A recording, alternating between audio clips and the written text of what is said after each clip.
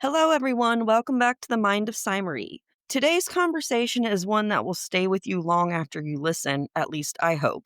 I'm joined by Lezlee Liljenberg, an author, artist, and speaker whose new book, If You Only Knew Navigating DNA Surprises and the NPE World, Not Parent Expected, is sparking conversations about identity, family, and the human spirit. Lezlee is part of the growing population of people discovering DNA surprises, unexpected truths revealed through modern testing that can turn someone's understanding of themselves upside down.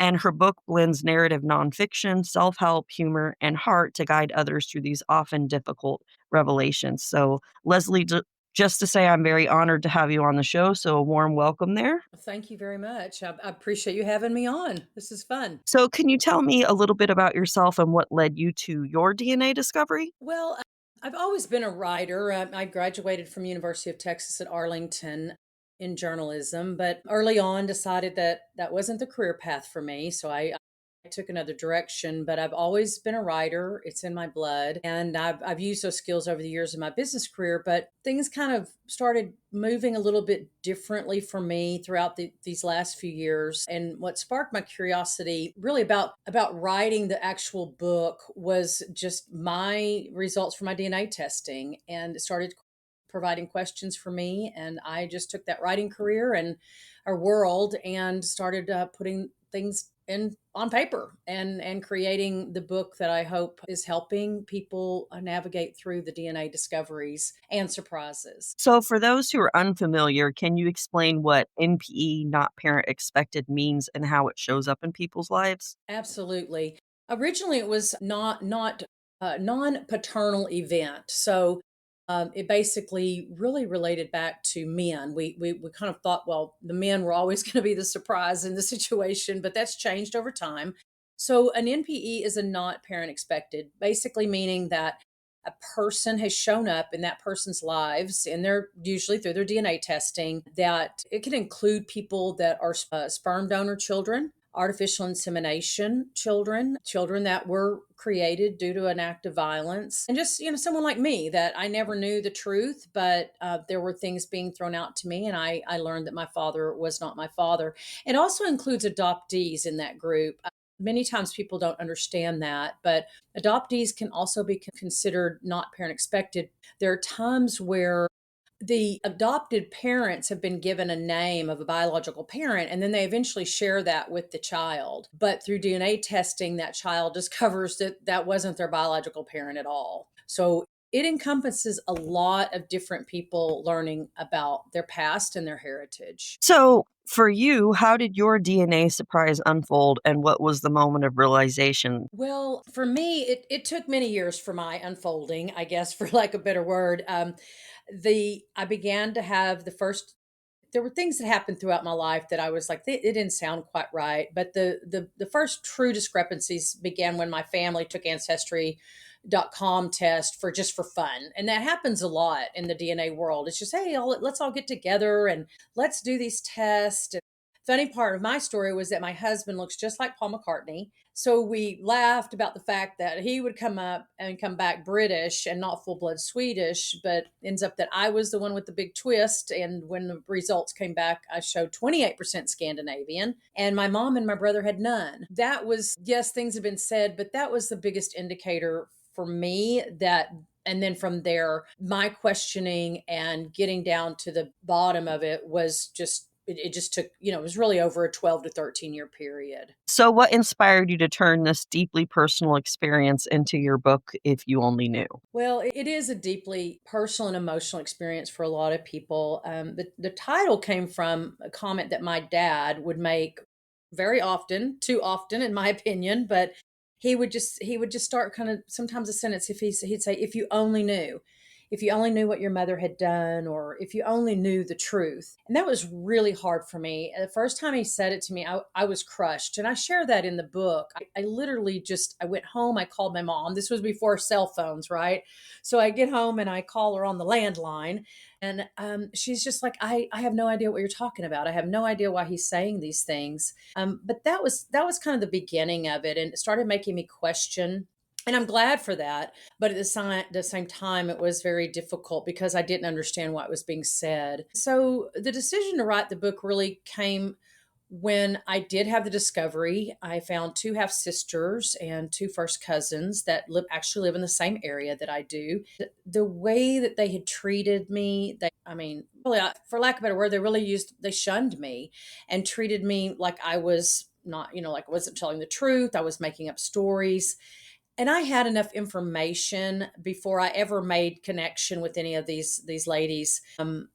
And they knew the truth, but they really didn't want to accept it. So at that point in time, I knew that I needed to write the book, and get it out there that this was happening. I didn't write the book out of retaliation. I wrote the book rather to have a voice for myself, but to have a voice for others that were going through the same situation, and we're being treated poorly. And it's very, very common, as sadly as it sounds. The discovery is tough enough, but then when you're being treated kind of like an interloper, or you're jumping into someone's life, it just manifests circumstances, and it intensifies the hurt, especially when that rejection happens. Don't get me wrong, though. There's many, many people out there that have amazing stories of acceptance and love that come from this situation.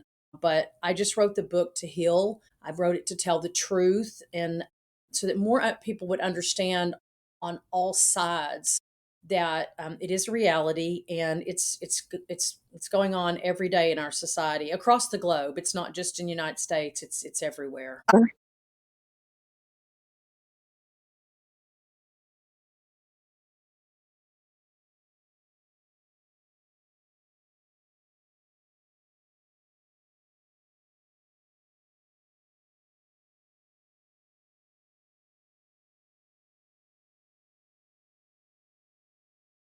So, you guys got to hear the first about 9 minutes of Miss Lezlee Liljenberg's interview. And unfortunately, due to some technical issues that we had, there was a thunderstorm here, and it looks like the studio just gave me the announcement that they're having some studio wide site issues. So, I am going to just recoup the rest of the interview by saying that Lezlee has definitely taken a lot of time to go into breaking down both from her personal experience and the little bit that she shared with us in the first half of this about her family genetics and DNA. And I was going to pause to add in that those of you who have been listening to The Mind of Sai Marie might already be aware that I am a multi ethnic person and I am white presenting. But within my own DNA, there were some surprises that were also found, some of which I did know, and most of my family stories did match up with what had been described to me.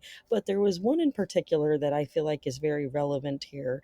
And I am going to go ahead and talk about that a little bit due to how it correlates with how genetic surprises can affect identity and family dynamics for the people that are experiencing them. So, we have this situation where we all kind of get curious at times about our genetics, right? And as she was explaining, different stories and situations can come across that are not always necessarily a bad thing, but in some cases they might be, and how parents might not always be forthcoming for many reasons. And I actually knew someone in history in my life who did something like that, who had a child and met someone and they got married, and the child was a baby, and the child's original genetic father did not want anything to do with the child or to acknowledge being their parent in any capacity. And so the man that they met, they ended up marrying, and they changed the child's name and put in all of their baby books that man's name as the father. And the child believed for the duration of their adulthood, and I believe even now, that that person was their father, when in fact those of us who knew the situation know that that's not the case. And it's their family, so I never did interject my opinion, but if people would like to know my opinion, I think that that is wrong, and any kind of lying of that sort of nature in order to protect your reputation is actually a disservice to your child. And I feel like that's something that Lezlee probably resonated with from what she described from the first half of the interview. I do know that she adds a pinch of naughty but nice humor to this book, and that is something I feel will help navigate heavy and emotional territories, being that I'm a person that understands this. And coming back to what I was going to center on my discussion for myself is I found out that I had a black ancestral slave who is one of my descendants. I mean, one of my ancestors. I am a descendant of her. And this had never been discussed in my family. We did discuss that we have Native American in us, which I have had a DNA test to confirm, and I am 27% Shilagi, Kitoa, which is exactly what my grandfather told my mother, because that was her father, obviously, was the one who was the Native American. But it came from his lineage. That this is something that I feel that people really seem to forget, is there were a lot of Native American tribes who did trade in slaves with white plantation owners for black people, and that includes the Cherokee freedmen. And so there are African American and Native American and mixtures of people of all those types who came out of those relationships that occurred, which of course were because of slavery, and most of the time that would imply that it was not consensual, and we all know what that means. But as much as I did recognize the native assimilation in my family and the different things that happened there, I was quite surprised when I encountered my ancestor who was a registered slave in the slave registration papers in the census, and whose obvious lineage from doing my ancestral research showed that her daughter was a mixed race child of the plantation owner and herself, and that daughter went forward to marry someone who they classified as mulatto in the census documents.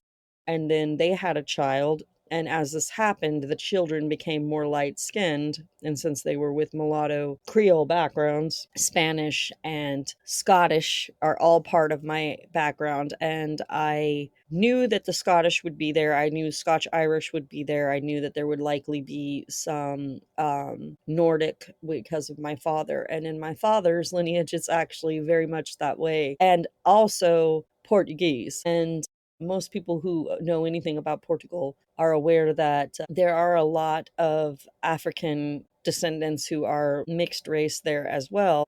And I discovered that there are a lot of people in my family who are not predominantly European, and that a lot of them chose to assimilate and pass for white in order to get through, and they didn't talk about it and they didn't acknowledge any of that history, which I think is part of what goes into some of the legacy discussions that I have here on the Mind of Sai Marie, which was the reason why I had invited Lezlee to come. Unfortunately, due to the technical error that we had that kind of cut us out, I'm now left with just trying to break down a little bit to you all about what I am interpreting from this journey. And I imagine that the hardest part of writing this book was finding out these things, because I know it was for me. It leaves you with a lot of answers, but even more questions.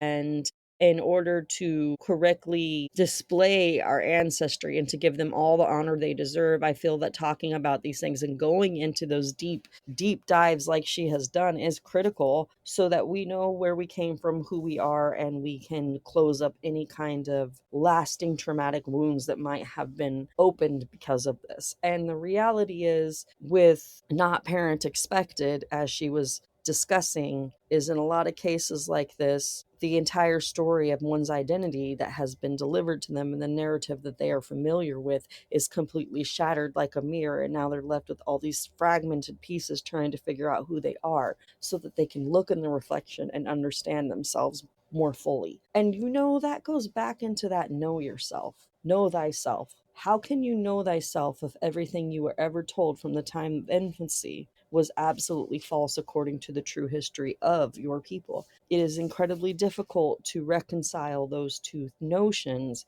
without taking the time to do these deep dives and going through and actually picking up all the pieces of those fragments to figure out how you can create a mosaic of information regarding your ancestral tree. So I really appreciate that Miss Lezlee Liljenberg took the time to discuss a few minutes today about her journey. And I would implore you all to please go check out her book, If You Only Knew, and keep up with what's next for her as far as new projects, events, and areas of advocacy that she's going to be specializing in, because the work that she's doing here is truly crucial for all of us. And it applies to any and all of us in our own different and individual ways. So thank you again for tuning in to the Mind of Sai Marie today. Once again, I apologize for the tech errors. It's not a usual occurrence, but as you know, I work around all of these different challenges every day, and showing you that you can do the same is what I'm here to do. So have a wonderful rest of your week. I hope that October starts out amazing for you, and please go check out Lezlee Liljenberg's book. I will have a link in the description notes below. Thank you.